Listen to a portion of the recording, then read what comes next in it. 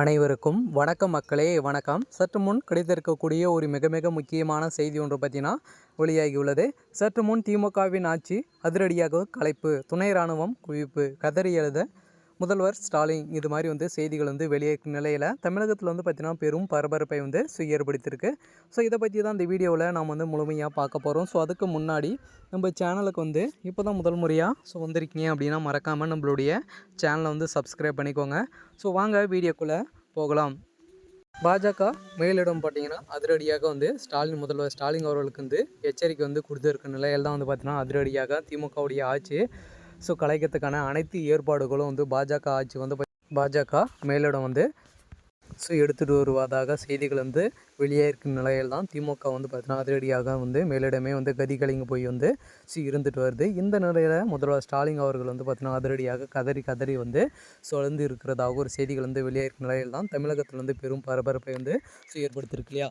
So இந்த நிலையில் ஆட்சி கலையத்துக்கான ஏற்பாடுகள் நடந்துடுச்சு. இந்த நிலையில் தான் தமிழகத்தில் பெரிய கலவரங்கள் நடைபெறும் இல்லையா. அந்த கலவரத்தால் பார்த்தீங்கன்னா அதிரடியாக நிறைய இழப்புகள் மக்களுக்கு நிறைய இழப்புகள் ஏற்படும் வகையில் தான் துணை இராணுவம் பார்த்தீங்கன்னா அதிரடியாக டெல்லியிலேருந்து இறக்கியிருக்காங்க. இந்த நிலை அதிரடியாக இரவாக ஆட்சி கலையத்துக்கான அனைத்து ஏற்பாடுகளும் பாஜக மேலிடம் அறிவிப்பு வெளியிடுவதாக செய்திகள் வெளியேறும் நிலையில் தான் துணை முதல்வர் ஸ்டாலின் அவர்கள் பார்த்தீங்கன்னா பெரும் கவலையாக இருந்துட்டு வர்றாரு. எதனால் தமிழகத்தில் ஆட்சி கலையத்துக்கான அனைத்து ஏற்பாடுகளும் நடந்திருக்கு அப்படின்னு பார்த்தீங்கன்னா எங்கே பார்த்தாலும் ஊழல் நிறைந்த ஆட்சியாக திமுக பார்க்கப்பட்டு இருந்துச்சு இல்லையா. போன வருட காலமாகவே பார்த்தீங்கன்னா 11 அமைச்சர்கள் சிக்கியிருக்கும் நிலையில் மீண்டும் பார்த்தீங்கன்னா சொத்து குவிப்பு வழக்கில் அதிரடியாக இது வரைக்கும் ஒரு 3 அமைச்சர்கள் சிக்கியிருக்காங்க. ஸோ இந்த நிலையில் பார்த்தீங்கன்னா பொன்முடி அவர்கள் சிக்கியிருக்காங்க. இப்போ பார்த்தீங்கன்னா திமுகவை சேர்ந்த அமைச்சர்கள் சிக்கியிருக்காங்க இல்லையா. இப்போ 3 அமைச்சர்கள் சொத்து குவிப்பு வழக்கில்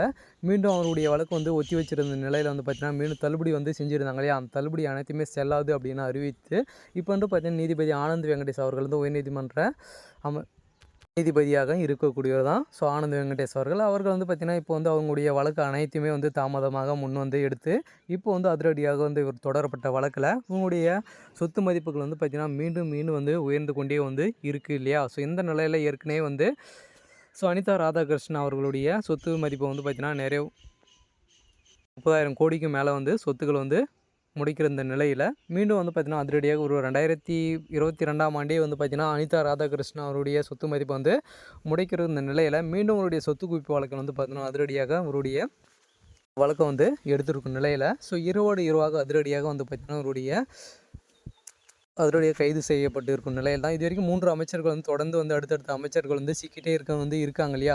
ஆம்ஸ்ட்ராங்களுடைய கொலை வழக்கும் அதிரடியாக திமுக சேர்ந்த பிரமுகர்கள் பார்த்திங்கன்னா இதில் சிக்கியிருக்கும் நிலையில் அமைச்சர்களுக்கும் இது தொடர்பு இருக்குது அப்படின்ற மாதிரி தான் சொல்லியிருக்கும் வகையில் தான் பார்த்திங்கன்னா அதிரடியாக திமுகவுடைய ஆட்சி நடத்துறதுக்கான தகுதிகள் இல்லை அப்படின்ற மாதிரி பார்த்திங்கன்னா செய்திகள் வெளியாக இருக்குது. இதனால் முதல்வர் ஸ்டாலின் அவர்கள் பார்த்திங்கன்னா அதிரடியாக ஆட்சி கலையத்துக்கான மூல காரணமாக இருந்து வருவது திமுகவுடைய அமைச்சர்கள் தான். அப்படின்ற மாதிரி சொல்லி கதறி எழுதுவதாக செய்திகள் வெளியாகிருக்கு. இருந்தாலும் என்ன நடக்க போகுது அப்படின்றத வெயிட் பண்ணி பார்க்கலாம். இது மாதிரி அரசியல் சார்ந்த நிகழ்வுகளை தெரிஞ்சுக்கணும் அப்படின்னா மறக்காமல் நம்மளுடைய சேனலை சப்ஸ்கிரைப் பண்ணிக்கோங்க. தேங்க்யூ.